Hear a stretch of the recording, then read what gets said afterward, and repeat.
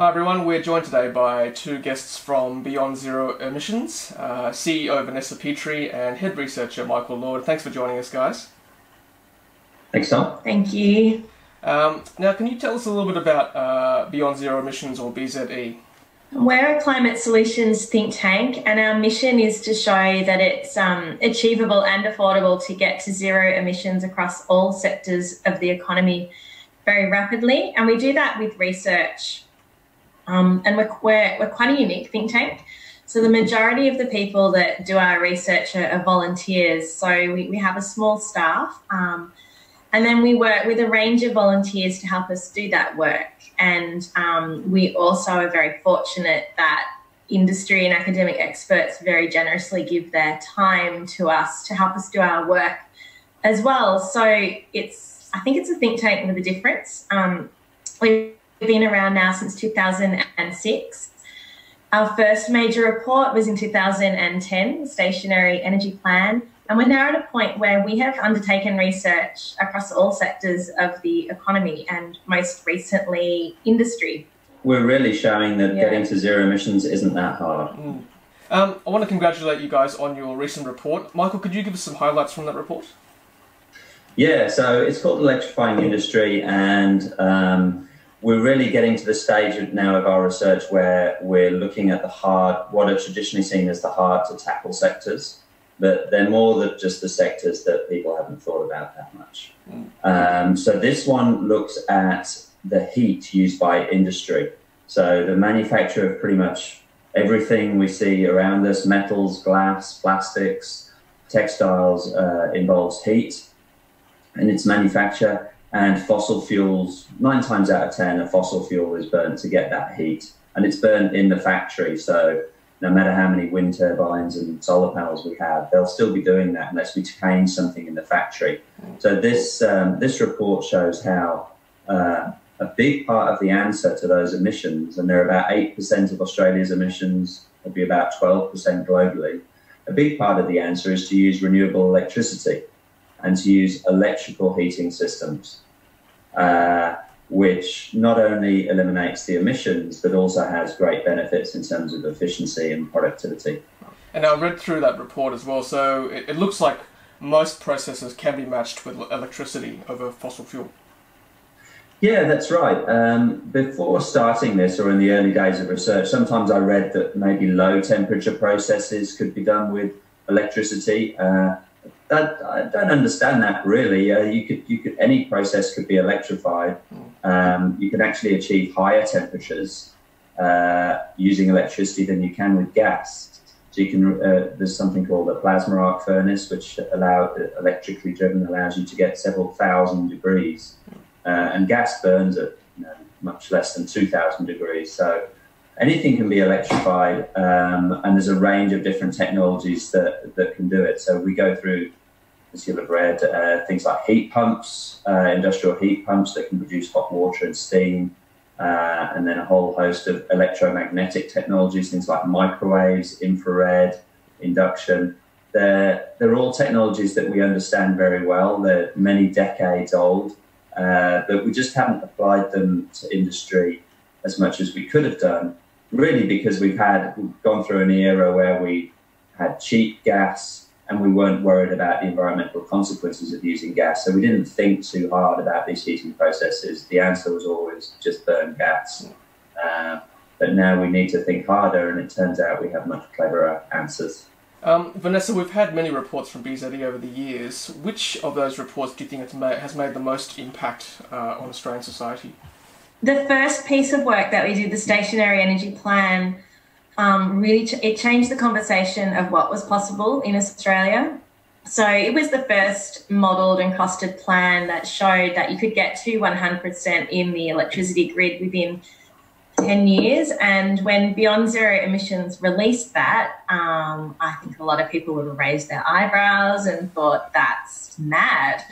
Governments had really low renewable targets. Environmental groups also didn't have particularly ambitious targets. So we showed it was possible, and we also generated a lot of excitement around that. So, I think over the course of a few years, we would have reached around 10,000 people with our volunteers who were going out into the community and presenting the work. Malcolm Turnbull launched it in Sydney in 2010, and if anyone's keen, there is a YouTube video on our Facebook site where he passionately backs what we had done. Send me the link, I'll link it to my description. Yeah, I definitely will. It's a very famous video that we've got. So it excited a lot of people. The federal government, for the first time in the Gillard government, modelled a 100% transition, and that was because of our work. And today, many organisations, CSIRO, other not-for-profits, academia have modelled it, and it's accepted now that it's possible, and that is what is going to happen for Australia. Building on that was the Repowering Port Augusta plan, where Beyond Zero Emissions, having done the stationary energy plan, asked itself where in Australia might this happen first. We settled on Port Augusta, loads of sunshine, strategically important in the grid, and ageing coal-fired power stations, a community that didn't want the power stations because the impact on their health still needed the jobs. So we put together a plan on how they could close down the coal-fired power stations and replace it with concentrating solar thermal, did a lot of early advocacy, and from that, a 5-year community campaign was created and progressed. It was a big team effort, and in 2017, the South Australian government announced that they're backing a concentrating solar thermal field. So that's probably the most practical impact of our work. And more recently, definitely our work in industry. So Michael led and wrote Rethinking Cement, which was a world first. And again, before we released that, no one thought that it was possible to decarbonise cement. I kind of conceded defeat and thought we can maybe, get some efficiencies, lower the carbon impact a little bit, but we need cement. We can't do anything about it. We're stuck with it. So we completely turned that on its head.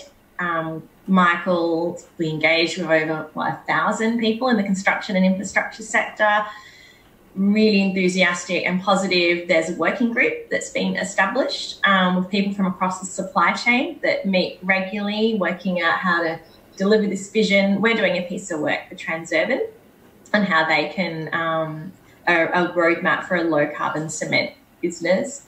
And last year, we won an award, the Prospect Think Tank Awards. We won Best International Energy Think Tank for the piece. So within a really short period of time, I would say, like just under 2 years, we've already had a really substantial impact. Oh, that's amazing. I mean, it just shows you what you can achieve with advocacy and pushing things forward. I think that's amazing. I'm really impressed, actually. Yeah, and just doing the work. So actually rolling up your sleeves and doing the research and figuring out how to create and solve something, and having a evidence-based backing it up. It's really powerful. Yeah, I think that stationary energy plan, which did have a big impact, proved the model that we've been pursuing ever since, Tom. It proved that telling a story through technology is very powerful. And also, right from the outset, the idea was to cut across political lines by focusing on technology. And I think that's a model that's worked. By not focusing too much on the problem and the debate about climate change, you're able to reach a wider group of people. Yep. So leading on from those questions, what is the current state of play in Australia with regards to electrification and changing over to renewables? And secondly, are you guys happy so far? We're not even at square one, are we? I mean, if we take cars, Australia's got one of the lowest levels of electric cars vehicle ownership in developed countries. We know who the leaders are. Norway, China catching up. Even though in many ways Australia is a great place for electric vehicles. I mean, nearly a quarter of people now have solar panels on their roofs, so they could charge their cars from their own power off their roofs. We just haven't got going on it, for a number of reasons, but certainly there's been no government leadership on it. Similarly with buildings, there's so much we can do. The simplest thing is in Victoria, people use gas for heating. Many of them already have a split system, air conditioning system, which would, if they use that for heating in winter, would save them, in many cases, hundreds of dollars a year. But even that isn't widely known. Even such a simple form of electrification as turning on a different piece of equipment when the house is cold. And then in industry, there are very few examples of switching from gas to electricity, despite the benefits of it. So we know that a big part of the answer to decarbonising the whole economy is to power it with renewable electricity. And we are getting more renewable electricity into the system, not as fast as we liked. But in terms of switching to electricity, no, there needs to be a lot more focus soon. No, definitely, I agree. I mean, just from my point of view, I've obviously got a slant towards cars, and I've got very educated colleagues working with me, and I still can't convince them. It's they've just been so entrenched in gas and petrol powering their cars. I think we need more education, certainly, around the topic. I met someone last year confided in me that his day job was around electrical efficiency, and he felt that was needed because he just couldn't he couldn't see himself moving away from his love of V8s. That's exactly right. Yeah. I mean, so much of this, Tom, is just the stories we tell ourselves. It's not about what the technology can do. I mean, that an electric car can, it can do what you need it to do, in quite a lot of cases better than a petrol car. But we've got a whole kind of mythology and story about, petrol cars, redheads, and, we see Formula One drivers and they're really glamorous and they're driving this type of car. So many of the barriers are about the stories in our head. Yeah, I'm certainly winning my neighbour over. He owns a V8 Ute, and he saw me pelting down the street, and within the speed limit, of course. And he asked me this morning. I can't believe how fast your car is. He's thinking of getting one now. Like, I thought he'd be the last person to buy one, but that's good. I'm hopefully winning one person over at least. What's your car, Tom? The Tesla Model S. Right. Yeah, I love it. Beautiful car. Well, I think people adapt when people see it and they get excited. Renew hosts the Electric Vehicle Expo. It's coming up soon in Melbourne, and last year, for the first time, they had it at the International Go-Kart Centre in Melbourne. They had over 5,000 people attend. We were there, and there were people coming to our stall that weren't there for environmental reasons. They were there because they're a family and they were curious. It was great. Yeah. We live in a democratic system, and at the basis of it is elections, and we should all participate and take that responsibility very seriously. But, there are so much more. There's so many more things you can do. You need to let who represents you know that this is what you want for your future and for your children's future. Governments are always running consultation programs that sometimes are a bit dry and boring and not necessarily designed to be friendly for people to participate, follow the pages, write in, let people know what you want for your future. I think getting together in a local environmental group can be a great way of acting locally and really amplifying your voice about what you want to achieve, but also doing leadership things as well, because I actually think it's incredibly powerful when a local community rolls up its sleeves and shows that it can do things like a community solar farm, or it might work the council to get charging stations in. And when local government and communities do the legwork that, probably state and federal governments should do, that also helps shift the dial as well. Yep. I mean, I'm a believer that this problem can't be tackled, except it has to be tackled at the highest level. I mean, community action is important, so the highest level of government knows that they need to do it. Because that's the way public opinion is going. But so many of the solutions need national and international efforts. And, Australia signed the Paris Agreement, and in the Paris Agreement it's acknowledged, and climate science makes clear, we need to get to zero emissions to achieve those targets in Paris. But we don't have a federal target for zero emissions. We need that target, and then we need interim targets to get there. and we need to have a map for what that means in every sector. So there's a hell of a lot of policy that needs to be put in place that at the moment is barely even discussed, at least at the federal level. Yep, we certainly have a federal election coming up, so it'll be very interesting to see what happens in the next few months. Mm-hmm. In your opinion, what's stopping the transition? Well, what's slowing the transition? Is it government, industry, or is it consumer demand? I'd say government first, Michael. What do you think? I mean, it's all linked. Yeah, it's definitely become government. I mean, now when we see that renewables are the cheapest form of electricity, and despite antipathy at the federal level, we saw 6 gigawatts of renewables installed last year. The industry's ready to go, and we're seeing things that should be real. There should be huge alarm bells for the government. So we know that institutional investors, they don't want to expose their money to risk, and carbon is a financial risk. So the Glencore decision, I think, is a really important point in time that was driven by investors.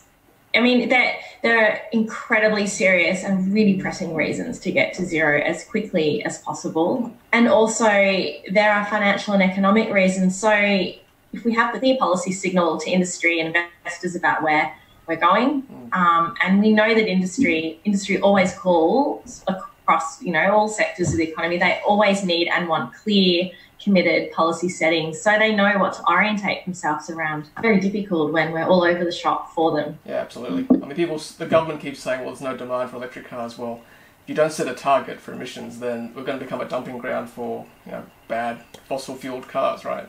Well, exactly. I mean, we've got we can't still solve emission tailpipe standards, and we need to, because when we did our electric vehicle report a few years ago, and I think one of the most significant thing that people don't think about is that the toll, the health burden, the deaths that are rising from basically the tailpipe of a car is approximately the same as road trauma. And we all understand the effort and the resources we put into road trauma, and we absolutely should. Imagine if the road toll also included fatalities from the tailpipe. That would really change everything, I think. So if I want to get more involved with transitioning my home, my school, my workplace, my organisation, my council into renewable energy, where do I go? How do I help them?